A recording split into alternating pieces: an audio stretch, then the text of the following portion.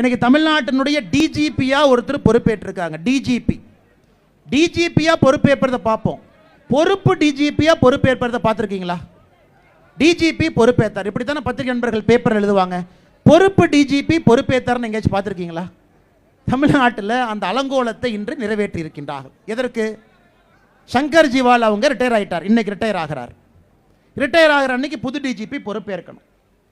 சங்கர் ஜிவால் அவர் retire ஆனால் அதன் பிறகு சீனியாரிட்டியில் 6 பேர் இருக்கிறாங்க. 6 பேர் இருக்காங்க. 6 பேர்த்தில் முதல் 3ல் ஒருத்தர் பொறுப்பேற்கணும். உடனே முதலமைச்சர் லிஸ்ட் எடுத்து பார்க்குறார். இந்திய அரசு உச்சநீதிமன்றம் என்ன சொல்கிறாங்கன்னா, ஒரு டிஜிபி ஓய்வு பெறுவதற்கு 6 மாதம் இருக்கிறப்பவே அந்த லிஸ்ட்டை யூபிஎஸ்சிக்கு அனுப்புங்க. 3 பேரை தயார் பண்ணி நாங்கள் உங்களுக்கு கொடுக்குறோம், 3ல் 1 நீங்கள் போடுங்க. 6 மாதமாக ஒரு பெயரையும் கூட அனுப்பல. முதலமைச்சர் லிஸ்ட் எடுத்து பார்க்கிறார். இவங்களா seniority number 1 Seema Agarwal, right, இவங்க நம்ம ஆட்சிக்கு எதிராக இருப்பாங்க, தூக்கு.